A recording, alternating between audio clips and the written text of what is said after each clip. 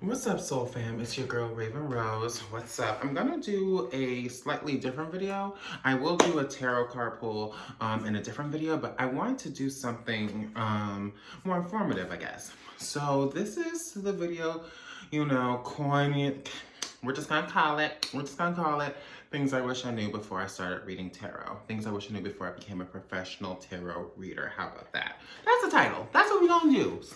What I wish I knew before I became a professional reader. And these are some things that, I felt my higher self was like, people, there are a lot of people who are taking interest into becoming, wanting to read cards and feel led by spirit and feel very much so called by spirit to participate in, these practices, to be totally, ready for this stuff. And I think it's really, really cool. Now, these are just coming from my personal experiences. Some things that, yes, things that I've learned. And yeah, just kind of like a practical, little sharing tip, just for anyone else who's out there or who's trying to learn. One of the first things that I really wish someone, beat in my head, or I wish I would have took more attention in, is that, when you start reading tarot, and it's such an amazing art form, right? And that's the thing, is it is an art form, it is a practice.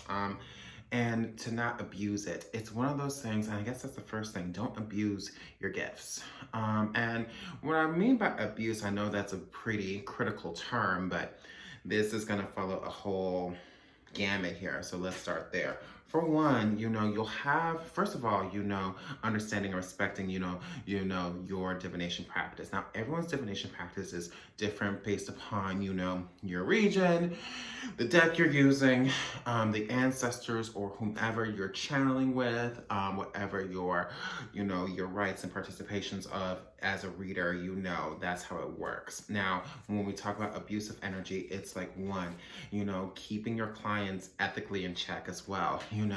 You might tell them A, B, X, Y, Z, and the things manifest, and they want to come back and I need to know more, da da da da da.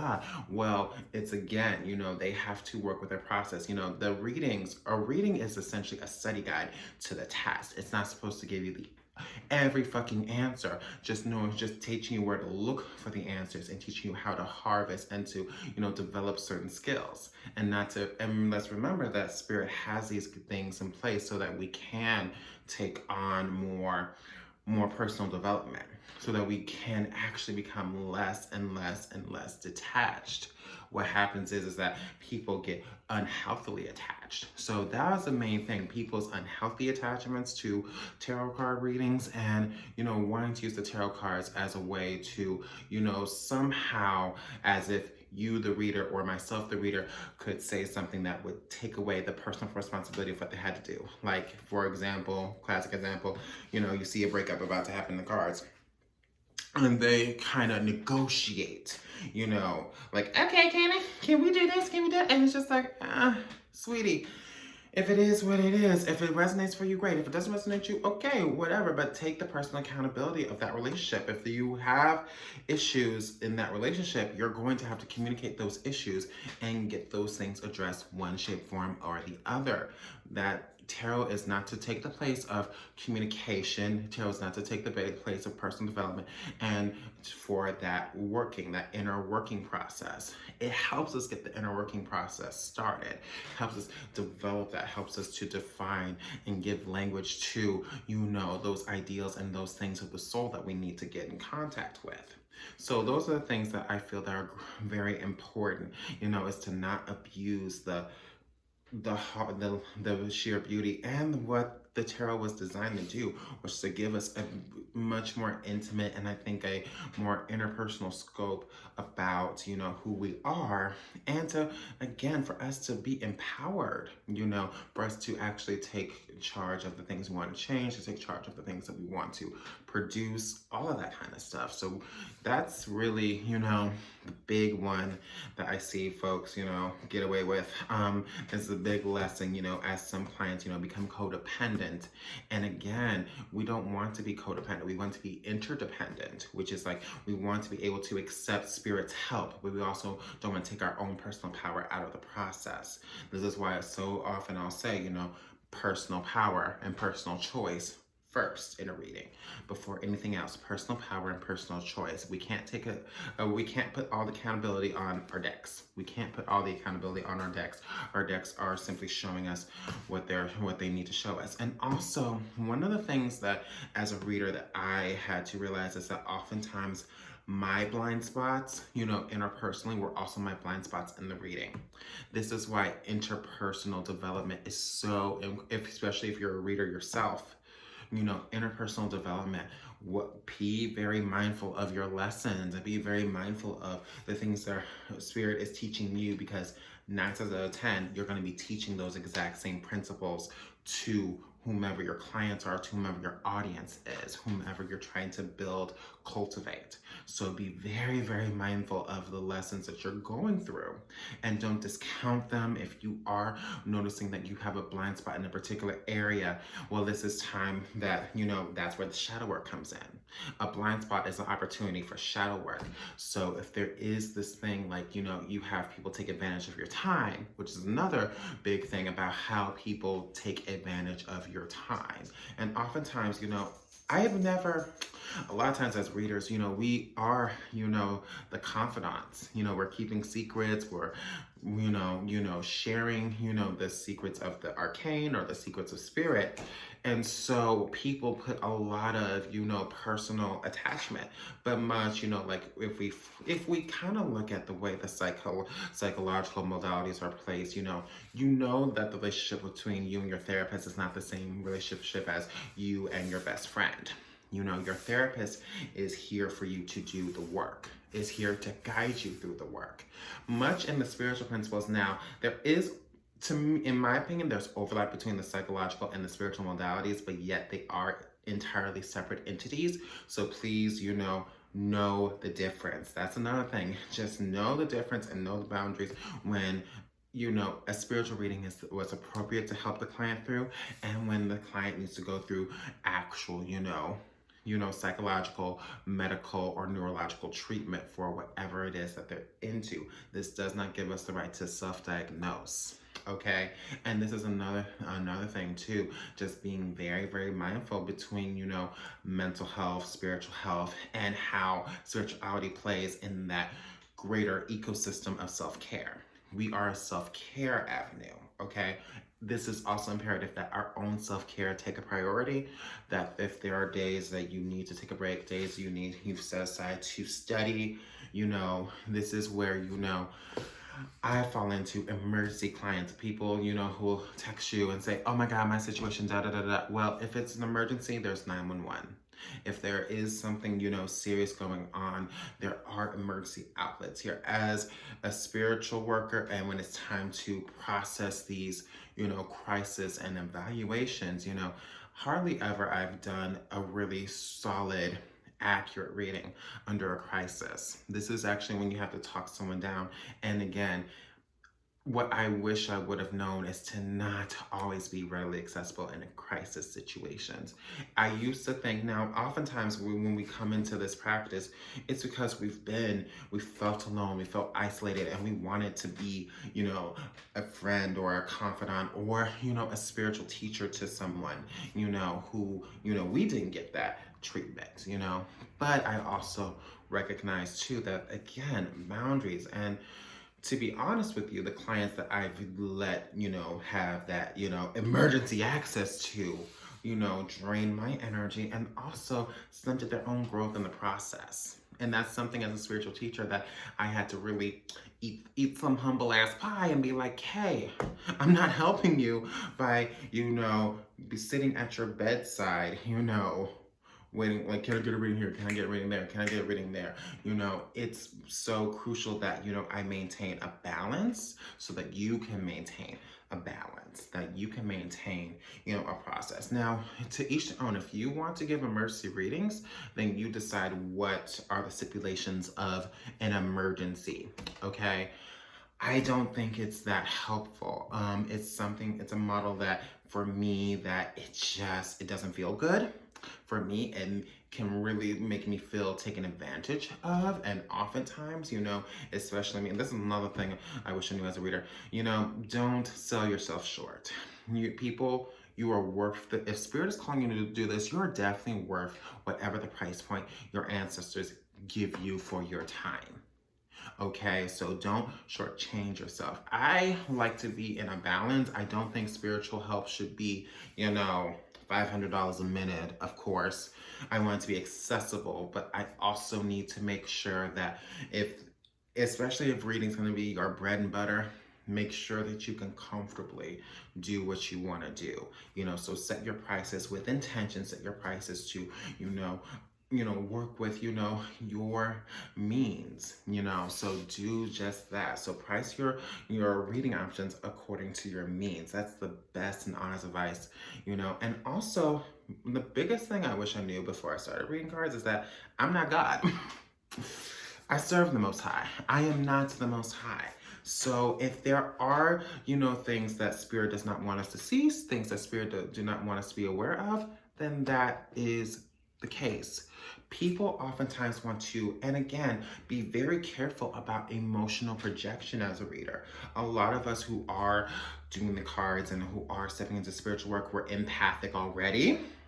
And again, being an empath, we're not supposed to just take on other people's shit. As an empath, we're supposed to help people navigate the nuances of the emotional space, to help people manifest with their emotional energy, to help people ground into the emotional energy, to help people transmute with the emotional energy. We are not supposed to just absorb a bunch of and just say, well, here it is. We're supposed to actually teach people how to be emotionally responsible and how to be in tune with themselves and how to improve their self-care as much as possible. And also, again, to help them, direct them into connecting with the spiritual aspects that they need to for their, again, self-care, whether that's the ancestors, whether those are certain deities, whether those are, particular practices. If you are a practitioner of magic, that, the first rule of magic to me, maybe I'll do another one about things I wish I knew before I started magic, but the first rule about magic to me was soundness of mind. You can never go into any working without soundness of mind and heart. And oftentimes this goes also back to that emergency reading. When a client is spewing all this energy, their energies aren't sound. You're in this space where you have to kind of like ground extra hard and figure out where the fuck it is, where the fuck things are, where they're flaring up, and to actually get them to see where the actual message is. If they do have an emergency, there are emergency hotlines they can call. There are other avenues that they can go into. They just need to respect that, you're only going to be, you only have so much accessibility. And oftentimes, as readers, you're accountable to larger demographics of people. Especially if you're on the YouTube. That's another thing. Picking avenues which you can read. Now, obviously, COVID, a lot of people are going to YouTube, TikTok, a bunch of different channels, a bunch of different ideas and audiences. And I just have the rule that your audience will follow you. Your audience will come to you if you are in the right frequency and in the right energy, and you're being in alignment with, those goals. That's where, again, I let my ancestors do the marketing. I just have to be out there. I just have to have the avenues and the path workings there too, because when you're good, word of mouth does a lot. Referrals do a lot. So don't always hyper stress, because this is a spiritual business. This is a spiritual thing. So you have to run under spiritual principles. So that's constantly being able to trust. Constantly being able to trust, constantly being able to sit back and to, do what you have to do, but then just say, okay, ancestors, y'all got the rest from here, because I can't let myself get bothered and weighed down by the rest of the bullshit, all right? So that's just the thing, keeping those and again, the alignment with higher self. And the one thing I wish I knew as a tarot reader is definitely like definitely the fact that this is an ever evolutionary process, which is kind of, you think is self-explanatory, but it really isn't. The way I read when I first started is nothing like how I read now. And where I was very much, I had to do it spread by spread, and now I'm more of a freestyle reader. I like to just shuffle and just say where shit falls. I like that process. That process feels good to me. That process feels one with me because it lets me flow and have a dialogue. That's how I like to work. And also understanding that you might resonate with different tools. Now, I know this is what I know between become a tarot reader, but I'm also going to just say that you might not always feel drawn to use cards. You might be led to say more astrology. That's another thing. I'm big into astrology as well, so I've been using that more and more with my clients now. Some of you might be attracted to using gemstones, runes, tea leaves. Some of you might just do well with just an intuitive conversation. You just, spirit just tells you things and you just start spitting it out there, and that's totally fine. So again, how your gifts work, and how your gifts evolve, you just have to just be humble and just recognize, that your boss as a tarot reader is the Most High. And the Most High says, hey, I want to get you to do this. Your higher self is like, okay, let's go ahead and get it done this way, because it's all about that evolution. And also, it's also, again, to remember that you're here to be a guide. You're not here to be a savior. And one of the things, especially as newer readers I see, and I myself, had to learn, was that, you're not supposed to save, convert, any of that. You're just giving honest information, honest from spirit, honest from yourself, and based upon, what energy that you're receiving off of your client, and again, if it resonates, if it doesn't resonate, whether or not it resonates really isn't your job. It's just to get the message out there. Another thing that I wish I knew and was imperative is water. Okay, water. Drink your motherfucking water. Water is intuition. Okay, and if you're not properly hydrated, which I'm gonna take a sip right now. Okay, hydration is important. Again, we have to. And also the worship with the moon is also very important. I mean, we talk about that a lot. Now, every reader follows their own practice. Not every reader is pagan. Some readers, I've met Christian readers, I've met all kinds of different kinds of readers. But one thing I will say is that the moon plays such a big role in how information is being siphoned, gathered, collected, in my opinion. This is just my humble opinion. But I do think no matter what your practice is, paying attention, having a strong relationship with where the moon is cycling, to pay attention to how information is given. And also another thing that I wish I knew is that rest days are important. Days where you're not tapping into, and that's where that boundary has to come up. If someone wants to tap in on a day where you need to recharge, you have to direct them. We can get you scheduled this day. We can get you scheduled this way. We have to start to help people become more self-sufficient. And and if they can't get a hold of you that 1 second, they're not going to fall apart. They're not going to, wham. We all gotta be grown. We all gotta be grown. And again, as a part of, when you're a reader, you're part of the support system in a way. You're more of a service, though, than a support system. Let me say that again. As a tarot reader, you are a service, not a support system in and of itself. Meaning okay, if you have a working relationship with a client, the client makes the appointment, does that kind of stuff. It's a great working relationship. You're a part of their tool. You're a part of their service.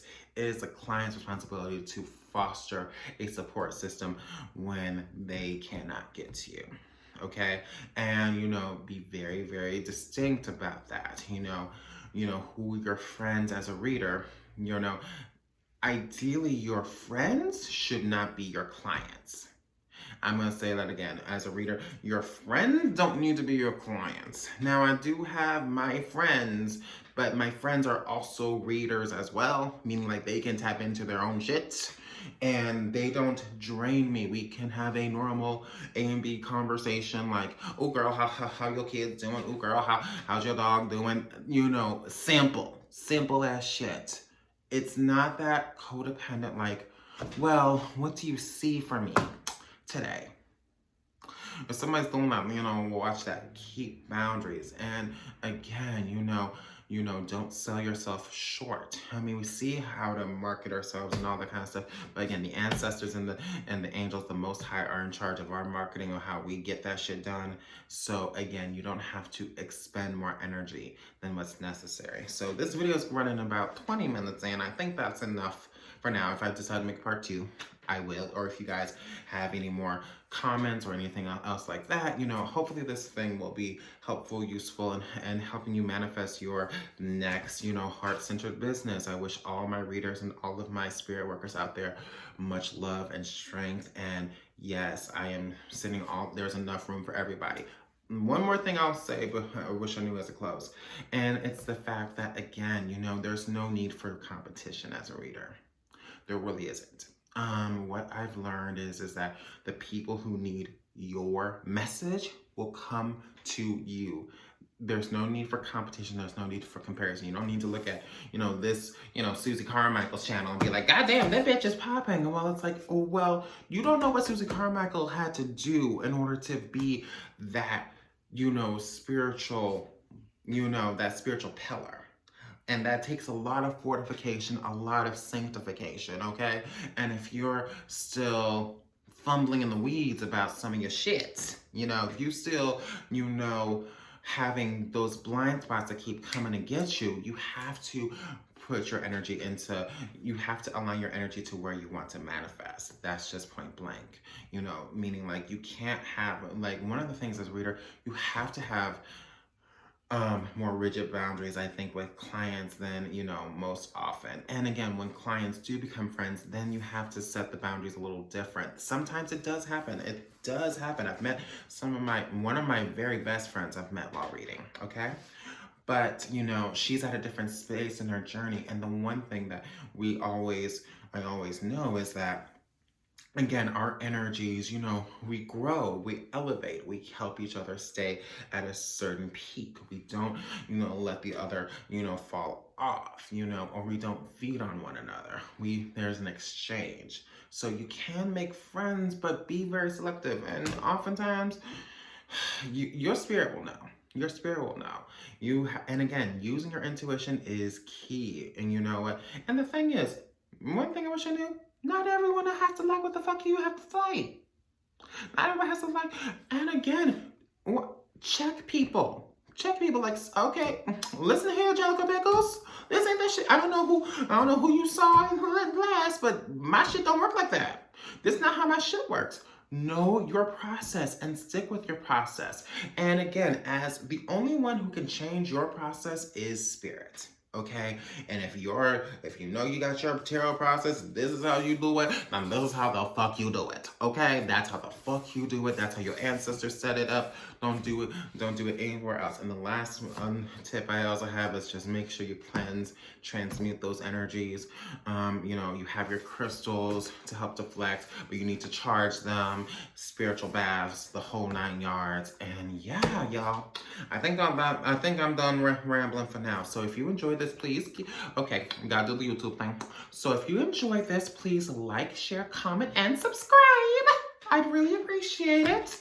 I want to make sure I can keep this content going, so please, anything that you can do in that regards can be great. If you do want to book a session with me, if you do want to talk about some stuff, all my information is in the description box. And yes, girl, we will be in touch. Bye.